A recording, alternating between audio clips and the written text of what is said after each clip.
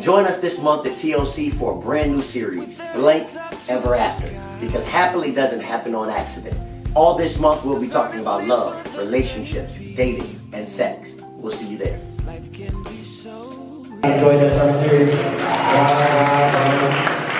thank you. We get emails and text messages about people saying what they got from that. We're so grateful. But this new series everybody wants to, I'm really excited about, because I think that the thing that we are all inevitably going to experience is relationships in some capacity, right? Whether you I ain't dating nobody, whether it's just me and Jesus, so you made that decision. Or you might be saying, I'm looking for my knight in shining armor, I'm looking for my princess, I'm looking for my one and only. But whatever stage of the relationship spectrum you're on, relationships impact us all. And so this series that we're about to step into is kind of birthed out of something we used to do on campus ministry when I was a campus pastor, called Love, Relationships, and Sex. Anybody ever had a chance to come to that in February? We used to do that, our college students.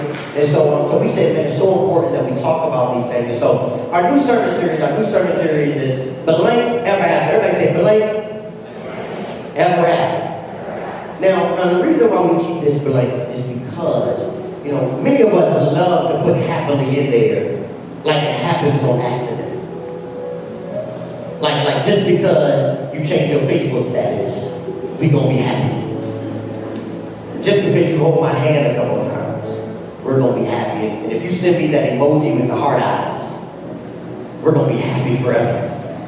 But the reality of it is, it takes a little bit more intentionality. It takes a little bit more communication. It takes a little bit more understanding about love and relationships and courting versus dating and sex to understand how to truly be happily ever after, or joyfully ever after, or passionately ever after. What does ever after really look like, and how do we recognize that our decisions that we make, whether you're courting or dating, or whether you're all the way on the other end of the spectrum, married, how do we figure out how to make sure that the attribute that comes before our ever after is one that we're excited about? That's what we're going to be talking about the next 4 weeks. So let me go ahead and jump into prayer before we go to scripture. God, we just thank you for this awesome opportunity to share with your people the word of God. We ask now that they not hear Vernon Gordon's voice, but they only hear and see the voice and face of you that lives in me. We give you all honor, we give you all glory. In Jesus' name we pray. Amen. Amen. I want to just start by talking about, over the next 4 weeks, next week we're going to deal a lot with courting and dating. We're going to talk a little bit next week about what you should be looking for, even if you're already married. What does a husband or a wife look like based on biblical standards? Because the reality of it is, you can be the woman, but that doesn't mean she's a wife.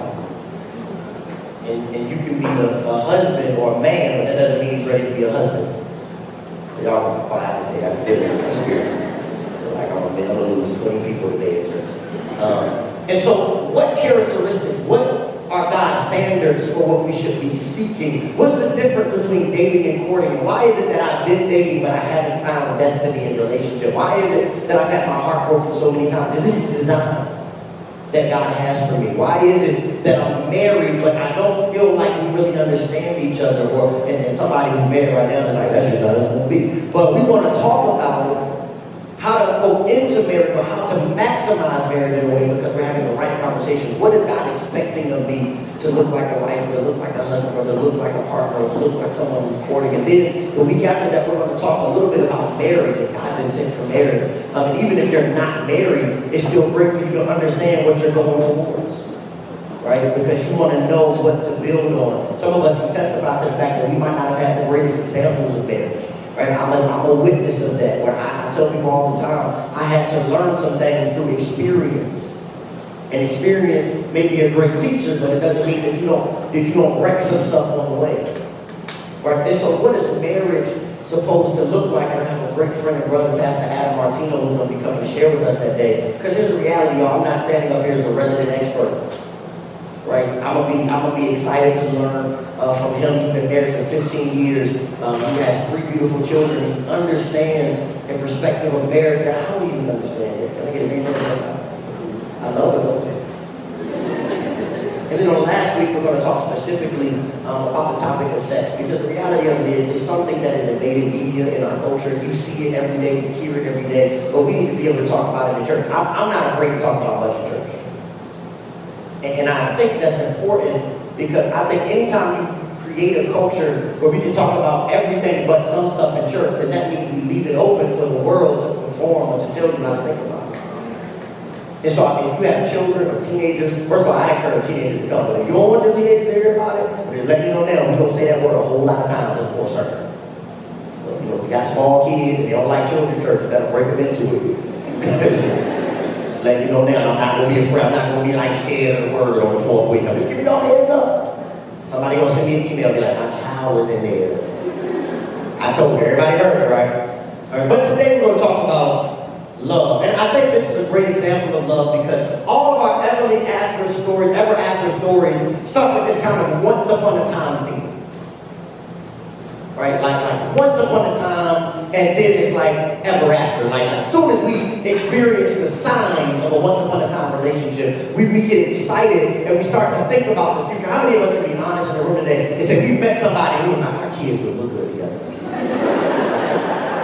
You don't know their bank account status, their credit score, their criminal record, their character or integrity, their spiritual maturity, but you're like, you got some good hair. Oh, what do you do it? And we start to picture our lives together with people because they made us feel good for a moment, because they said that thing that we've been waiting for somebody to say, or they gave us a compliment at work, or because they decided to affirm us in ways that we have been seeking. And we start to paint this picture of once upon a time and then we already jump to ever after. And I want to look at that today because it's not our fault. I think culture has conditioned us to think about the fairy tale of love.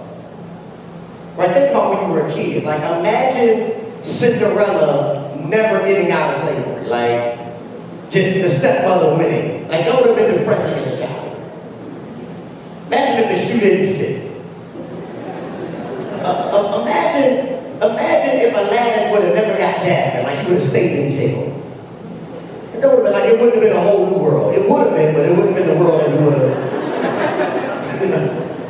That's not exciting to talk about, right? Some of us, we look at the genie in Aladdin. I love what he tells them. He says, the only thing I can't grant for you is a wish about people's emotions and about love. And yet we go to God and make wishes about people all the time. Some of us, if we be honest, we spend 45% of our prayer time asking God to make people what we want them to be. God, change this, or God, restore this, or God, I'm praying for them. And God said, well, can you pray for you? Because maybe the problem is not in getting them to be right for you. Maybe it's in getting you to be right, so when I send the right person, y'all will be a match. So, but I don't even want to blame it on our childhood. I think even as we go into adults, we were kind of sold this fairy tale love. You know, like think about the Titanic. He died, shivering in the cold, on a piece of wood. And all the fellas in the room, be honest. If I'm gonna die swimming to find something. I'm not just gonna sit here and wait for my untimely death. No. I'm gonna die swimming. I'm gonna find me something, I'm gonna die trying. Then he said, get rich. Think about the Notebook, you know. Beautiful. Notebook. It's a beautiful love, it's fairy tale. Let's go to some, I love the African characters. Let's go to like Love Jones, you know. I'm trying to be the blues in your left eye. And fucking your right. No, you're not. No, you're not. Let's think about loving basketball. I play you for you.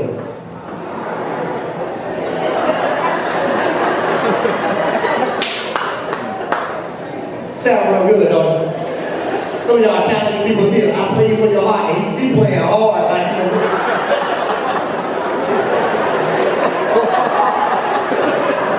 And your heart broken. Because he balled out all his life.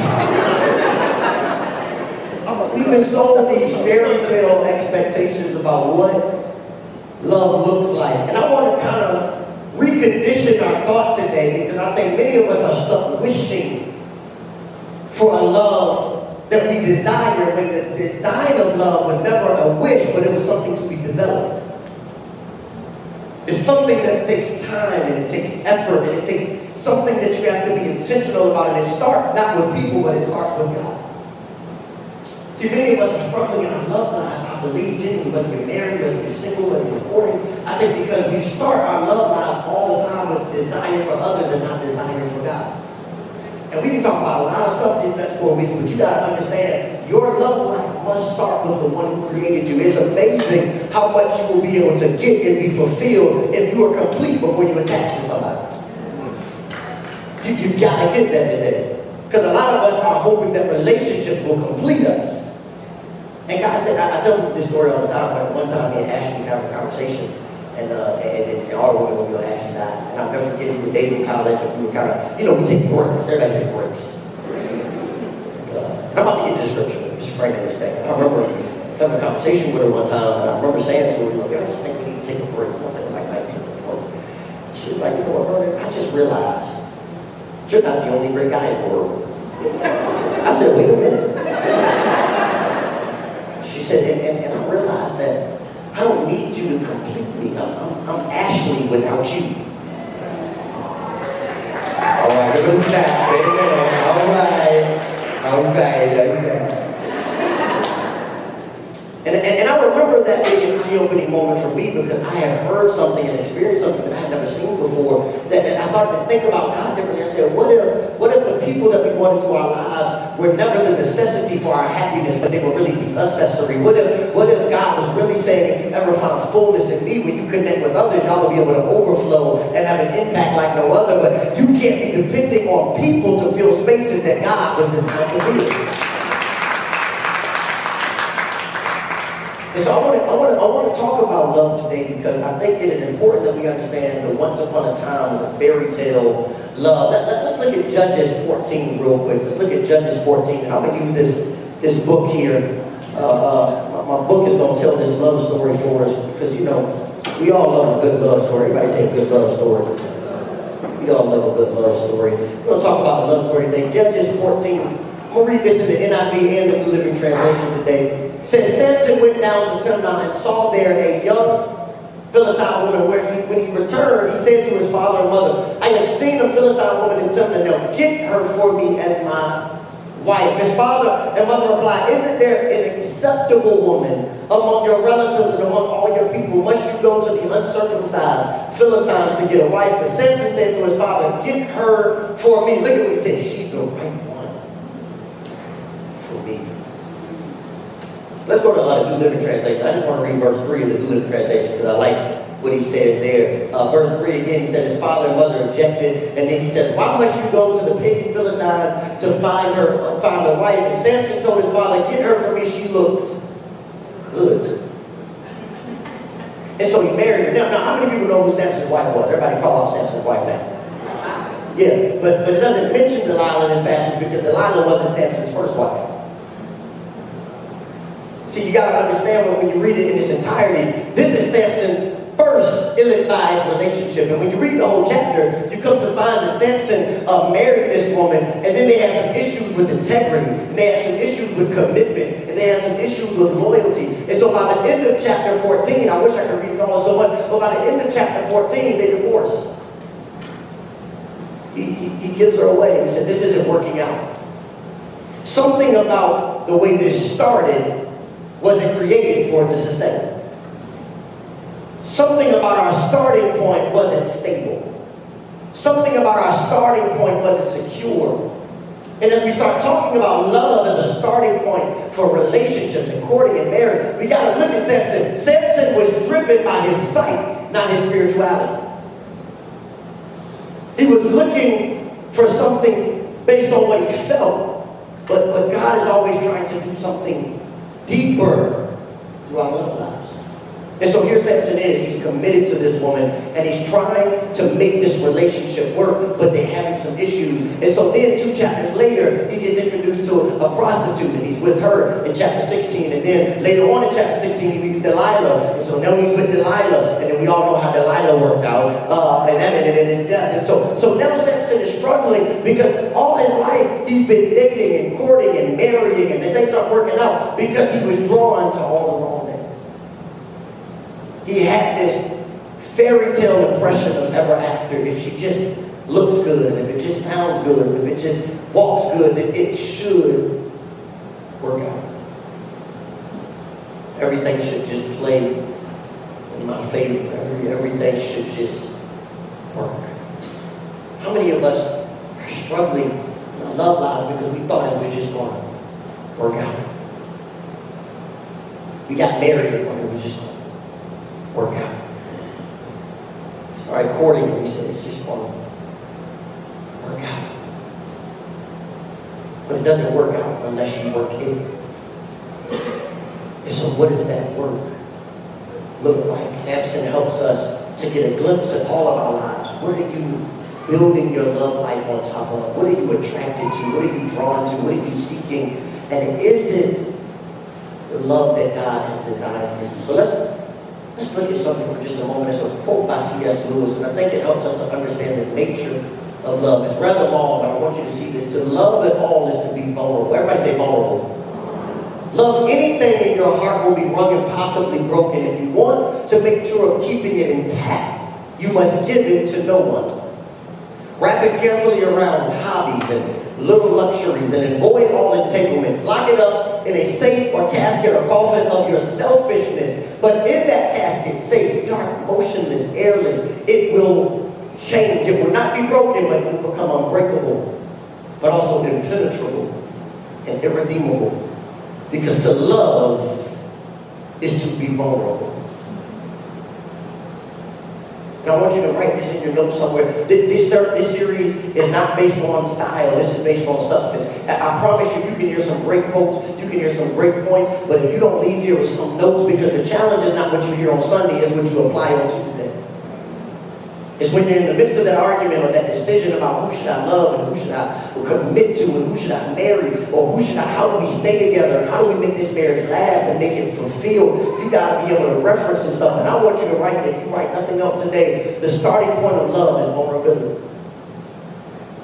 You got to be willing to be vulnerable with somebody, to love somebody. This is why the enemy, I believe, has spiritually attacked us at a young age in marriage and couples and relationships. This is why we have divorce rates and single-parent homes rising like we've never seen before. Because if I can make you afraid of commitment, if I can make you second-guess trusting and loyalty and confidence, then you'll never truly be able to be vulnerable. So you'll commit, but you'll check their phone. You'll commit, but you'll ask for all their passwords. You'll commit, but you'll say, hey, I'm committing, but you can't have no other friends.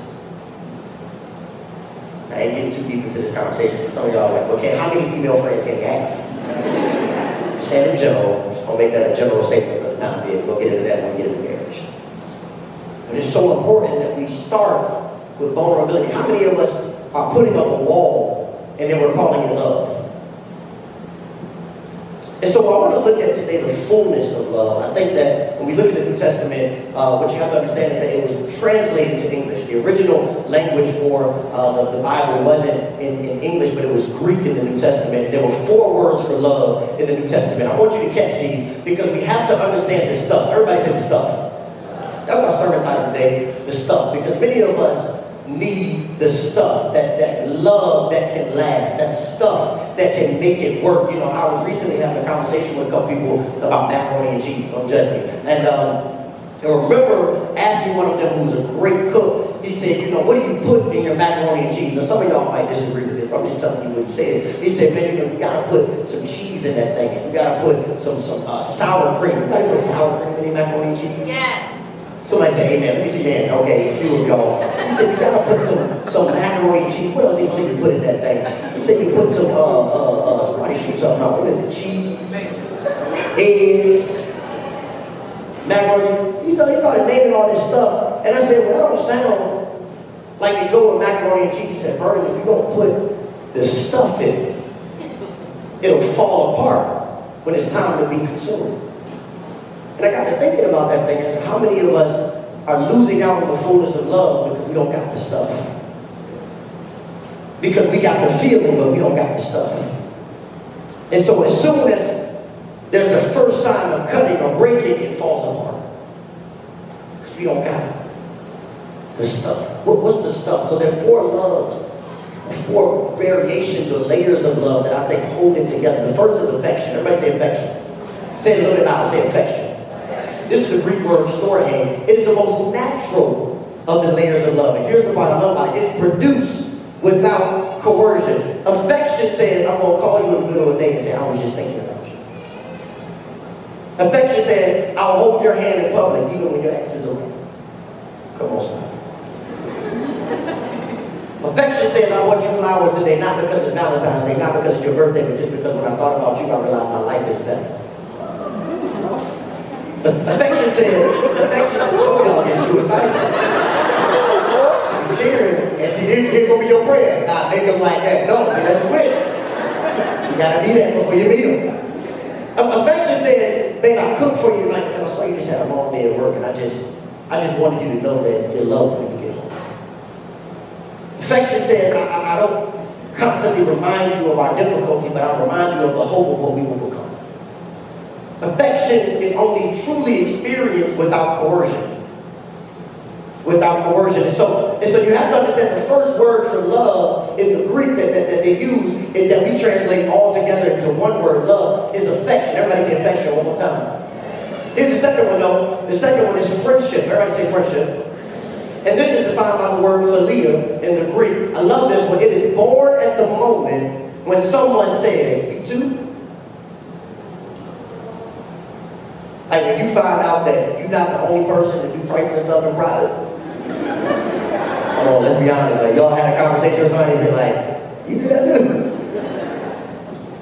But when you find out that you share similar interests, when you find out that you share values, when you find out that you have the same idea of what you want to see your family look like, and you want to see your career look like, or you want to see your future look like, when you have that moment between somebody where you say, you too, is where friendship is birthed. Here's the third one though, the romantic bond, defined by the Greek word eros. When desire is developed, not just for the individual, not the activity. So this is going to be good. I'm excited about this. So eros is the word that we get erotic from, and so romance is clearly where kind of sexual desire is birthed. It is an extension or an expression of love, but it is not all of love. And one of the greatest misconceptions is that when I love you, I will want sex. No, when I love you, I will want sex with you. Y'all, man, let me talk to y'all over here. They just that on this side. So what C.S. Lewis says, and you truly understand it in the Greek, it's not just a desire for activity. It's a desire for activity with the one who God created me to have it with. Now that desire is centralized. It is focused on the one that I am connected to through the divine purpose of God. So I want it, but I don't just want it. I want you. It's a romantic bond. I don't know if y'all quiet because y'all want me to stop talking or y'all. This is good? This all right? Can we go on? Here's the fourth one though. Charity bond. Everybody say charity bond. It is a bond birthed in the Greek word agape. You hear this word all the time. I love the definition though that C.S. Lewis gives. A love that serves regardless of changing circumstance. A love that serves regardless of changing circumstance. Which means, here's what I was wishing somebody would have told me, before I got married, and I want to share it. That there's not always 50-50 in every relationship. That you will go through seasons where somebody only has 30 to give. And if you're really loving them the way God called you to love them, you'll say, I'll give you my 70. That you don't demand the other 20 from them, but you say, here's what I'll do. I'll give you what you need. A love that says no matter what the circumstance of our bank account is, or the circumstance of your job situation is, or the circumstance of your emotional life, I am still here because when I connected to you, when I married you, I was designed to love you despite the circumstances. It is a love that is given freely without expectation of return. And it's a dangerous thing, y'all. It's a dangerous thing when we live in a culture where we want to love people's body but not love their spirit. See, what culture has told us is that we only have to love in some layers of this. So I can love you romantically, but I don't have to show you no affection.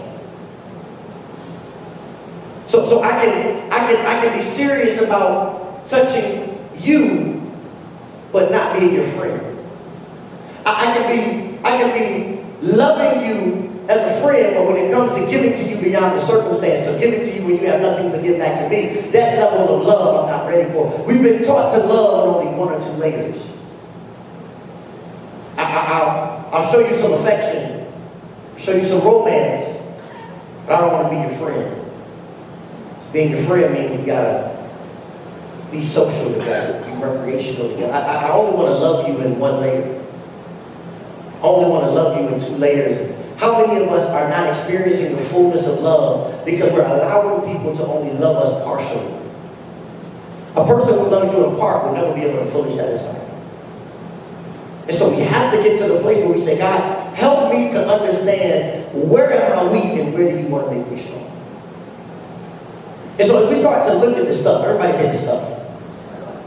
I think we have to understand this fundamental piece, and I'm going to give several other scriptures to help us understand what Samson missed, because Samson was led by desire of sight and desire of culture conformity. But what we're going to talk about today is how do we create the type of love that is lasting? How do we create the stuff, the love that goes into charity, the love that goes into romance, the love that goes into friendship, and the love that expresses affection? How do we have this stuff?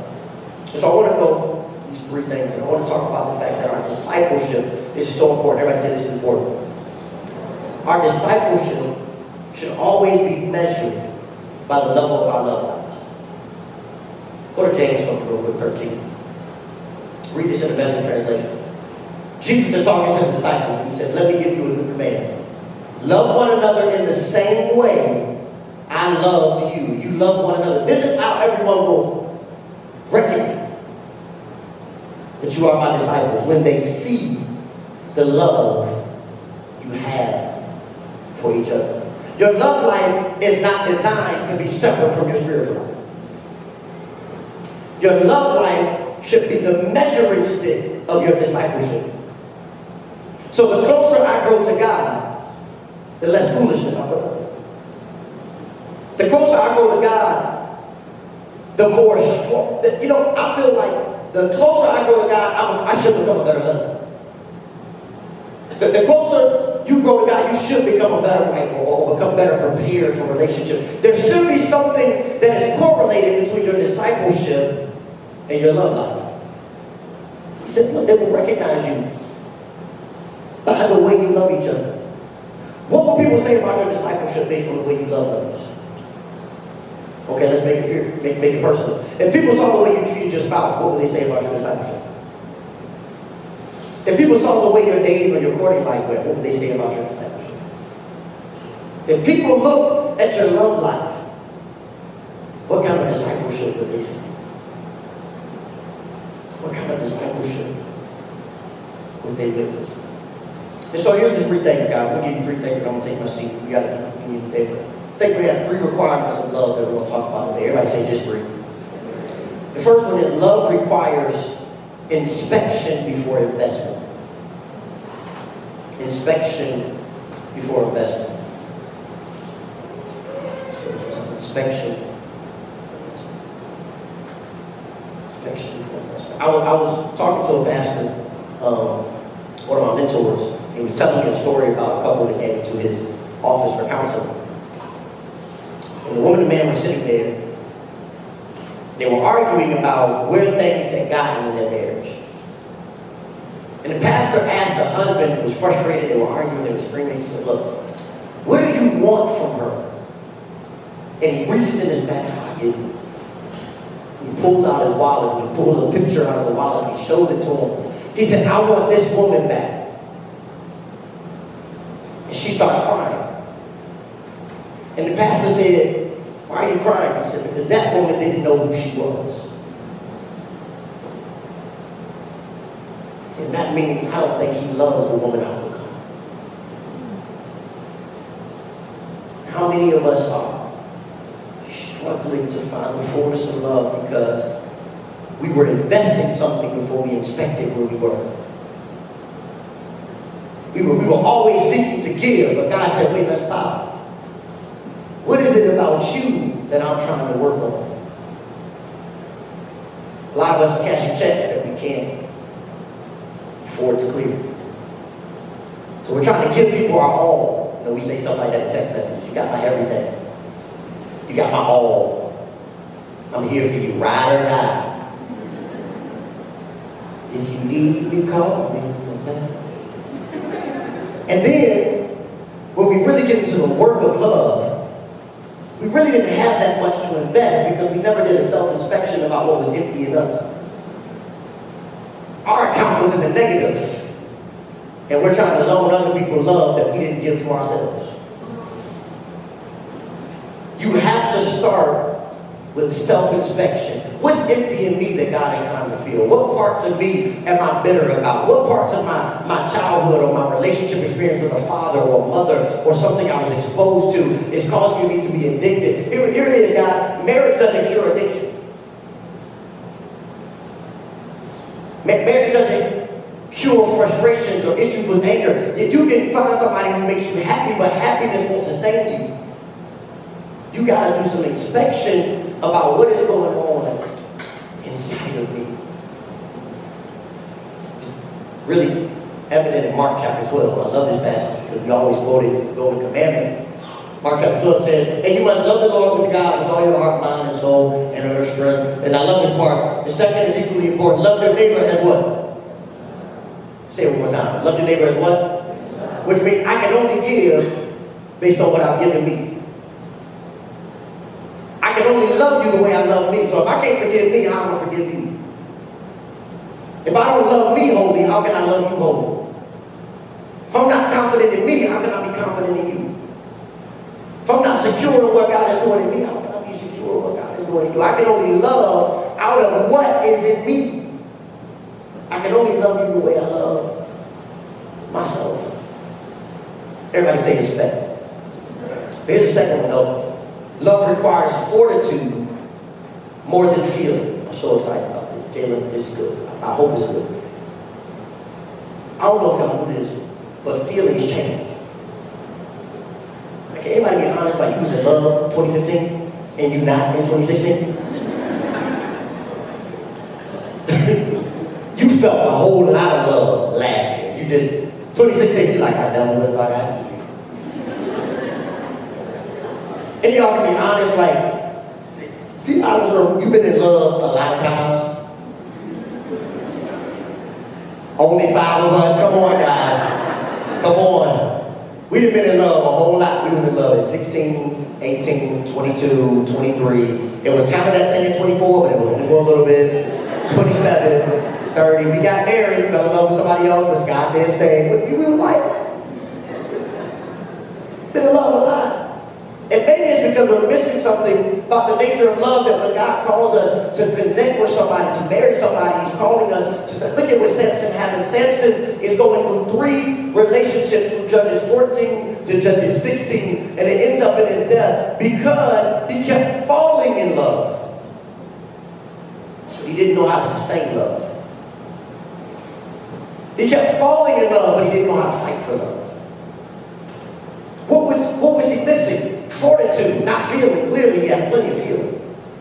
He was missing the fortitude. How do you build fortitude? 1 Peter 4 and 8. 1 Peter 4 and 8. I love this passage, y'all. And I'm giving you these scriptures because I want you to be able to reference them on your own. 1 Peter 4 and 8. Most important of all, continue to show, everybody say deep love. Say it one more time, say deep love.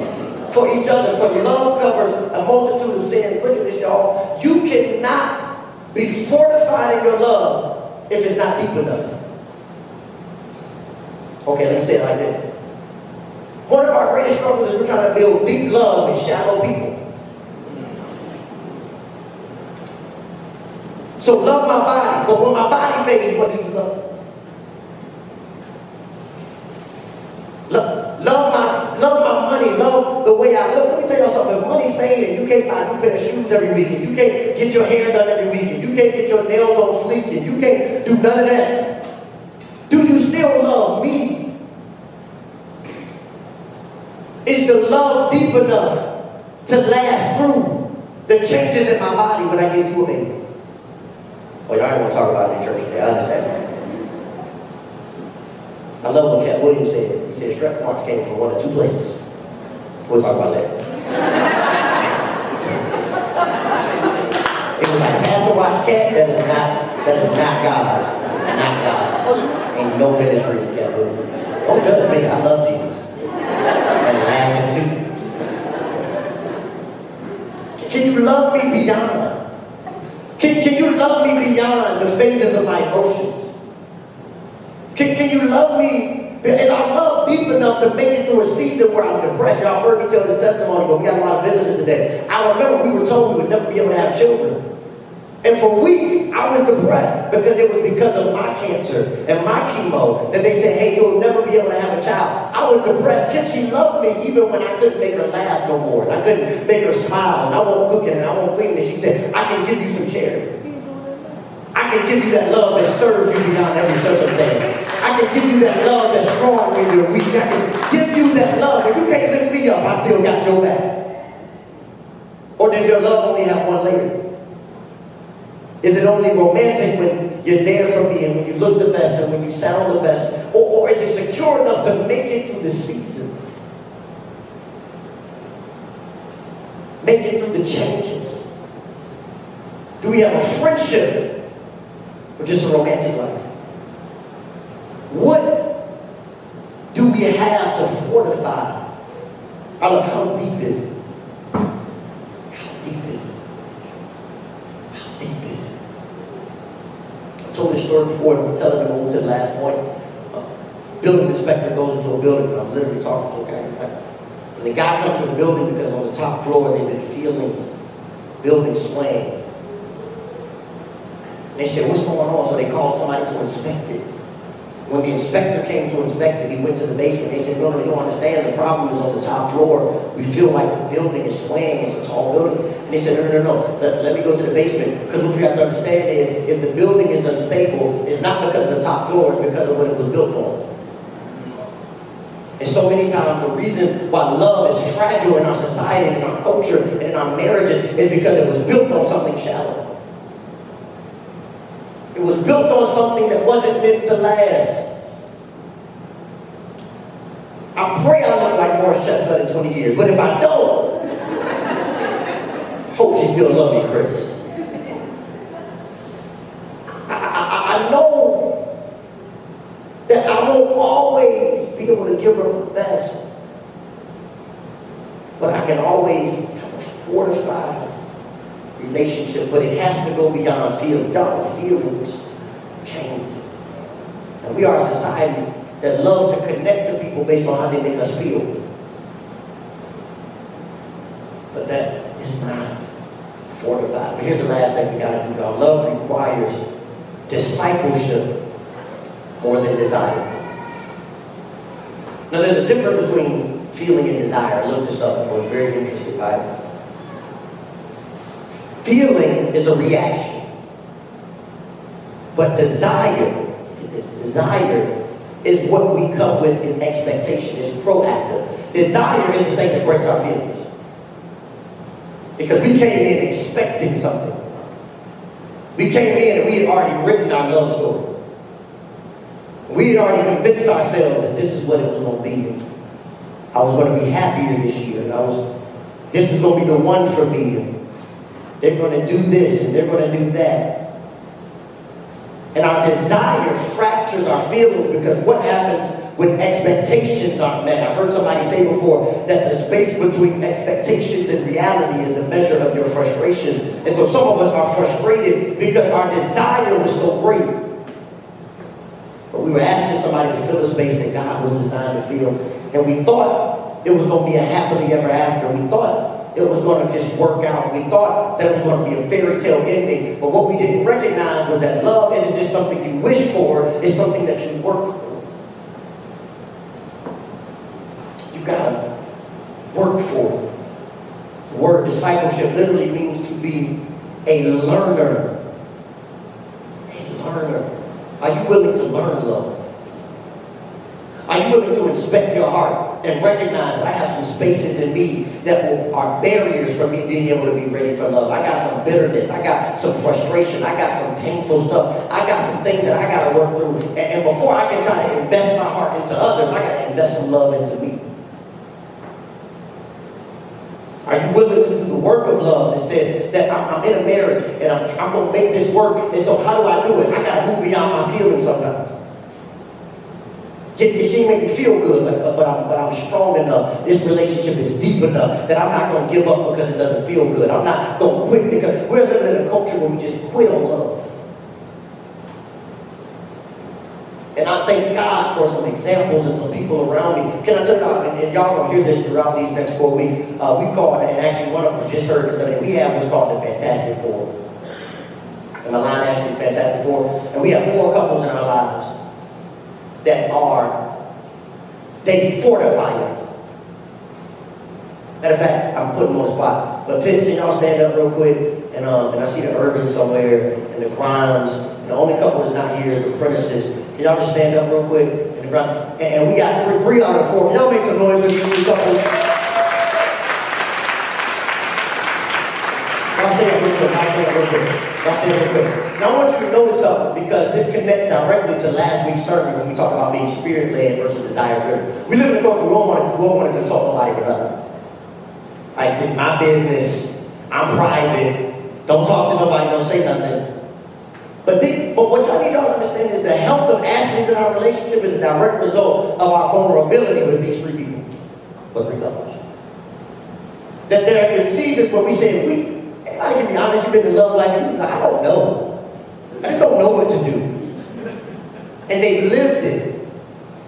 And you gotta understand in this room today, and this is why I say it every week, we are not a healthy church because we're a young church. We're not a healthy church because we just say, well, you do what you do. We're a healthy church when we make a decision to say our community will be strong because there's wisdom around us, and there's accountability around us, and there's love around us, and there's people who want to see us succeed. Thank y'all so much. Y'all can have a seat. And you cannot build your love life on feelings. You need some facts. You need some information. You need some wisdom. You got to be a disciple of this thing. You got to be willing to learn every day. How do I grow in my love? How do I grow in my love languages? How do I grow in my communication? How do I love my wife harder? How do I commit with my mind, body, and spirit? How do I love her through the times when I don't understand her? How do I love him when he keeps making me upset? How do I do this thing? You got to be a disciple of it. You just can't desire love. You got to work for it. We got to work for it. And there are too many of us in our generation that are missing the fullness of love, and we're just expecting it to work out. We keep picking up the book of our love life and saying, just it's going to be happily ever after. So here's what we do. We wake up every day and we say, it's going to be passionately ever after. Happily ever after. Spontaneously ever after. You know, we love stuff like that. We just want to be spontaneous forever. Wait till you get kids. Be spontaneous then. We're just going to be honestly ever after. Honest. We're just going to, what's this, resiliently ever after. I would never give up on you. I would never leave you. But we don't acknowledge the fact that we come from a background of divorce and everybody quit on love. That was in our exposure. We come into these relationships and we say, no, we're going to be peacefully ever after, but yet we arguing all the time. Man, I want to be faithfully ever after, but I messed up. And God, I want to be consistent in this relationship. And we keep putting all these adjectives before and ever after. Wishing for them. They're a desire, but we're not discipling ourselves to make them a reality. You cannot expect ever after to be happy or consistent or passionate or wonderful if you aren't willing to commit to the process of discipleship in your love life.